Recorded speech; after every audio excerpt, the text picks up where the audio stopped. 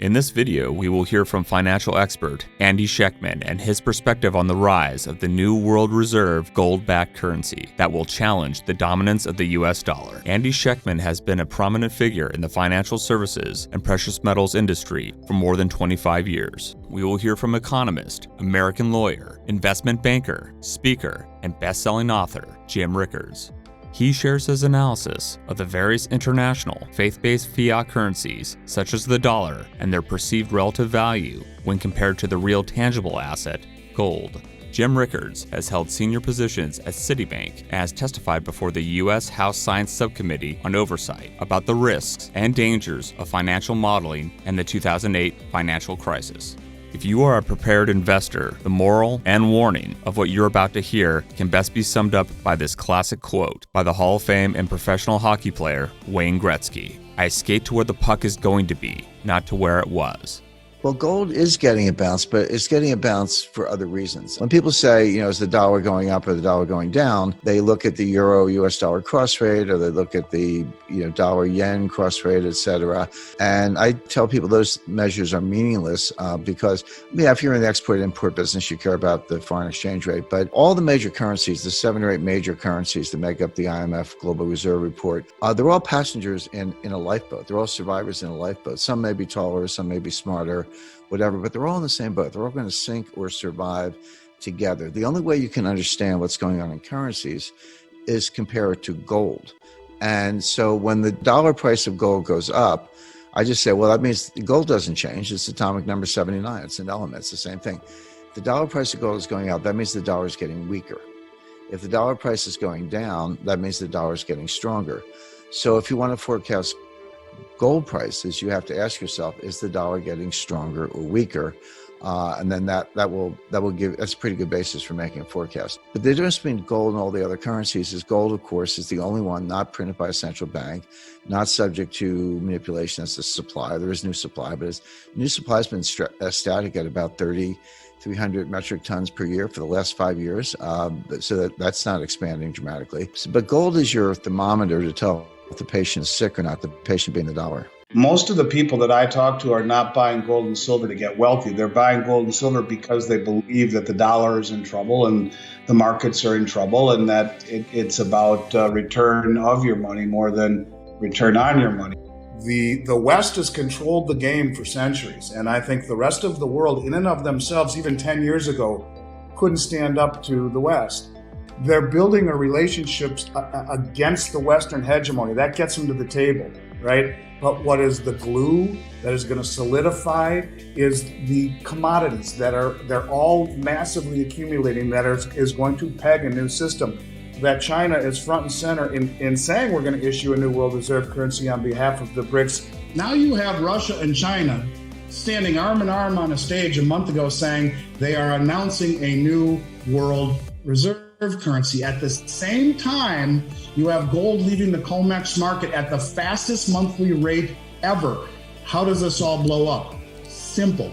Saudi Arabia joins the BRICS nations. Every OPEC producing country, all 13 of them are on the Belt Road. They all sit on a stage with their arms around each other. Saudi Arabia says, hey, US, thank you. It's been a hell of a ride. We appreciate it. As you know, we are being now protected by China and Russia. In fact, we struck a joint military cooperation agreement the day you idiots pulled out of Afghanistan the way you did. And we realized that maybe you weren't the best partners to tie our wagon to.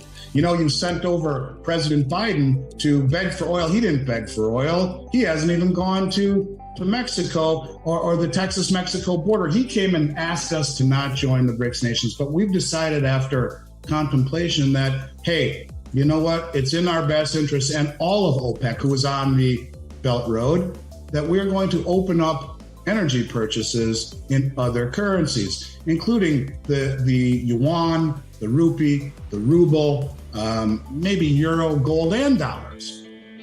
Like that, it's over. Because what happens? Every country on the planet who has had to own dollars since 1974 dumps them. What happens when those dollars collapse and hit the U.S. shores? Hyperinflation. What happens as an adverse reaction of hyperinflation? interest rates spike. You have to have higher interest rates to compensate for the loss of purchasing power.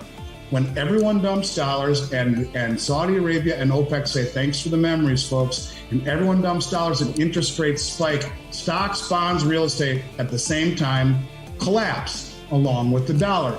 The four pillars of wealth in this country, stocks, bonds, dollars, and real estate, will all collapse as interest rates spike and as the dollar is globally dumped. And this is your great reset. This is how fragile the system truly is. And this is why you own precious metals. It is not to get rich, it's because we are on the cusp, I believe, of a change. Any additional words of wisdom you have for people who are sensing this coming brewing storm and trying to make sure that they're positioned ahead of that so that they benefit from it at best and at least don't get hurt badly by it? There's no question that everyone should be kind of on alert or keeping an eye on the movements of the Fed, or just simply get out of harm's way. When I talk to people about using gold and silver as a vehicle to protect oneself, it's not an investment, it's wealth. It's wealth that's lived through 2 world wars and German hyperinflation and the Great Depression and every pandemic, and is still immutable wealth. And while we are in a very scary boat of uncharted waters surrounding us, I still think the safest place to be is the life raft that is a 5,000-year-old gold and silver life raft, and look at it as wealth. And if you own enough of it, you'll be wealthy. It might even allow you not just to survive, but to thrive in what is coming. Any wise, experienced investor will tell you preparation is key. If you are interested in protecting and preserving your wealth with physical, precious metals such as gold and silver, whether in the form of private investments or a gold IRA, see the links in the video description to see the best gold IRA and precious metal investment companies that we have personally researched and vetted. I will now leave you with another quote from the wise and famous Canadian hockey player Wayne Gretzky. You miss 100% of the shots you don't take. Thank you for watching.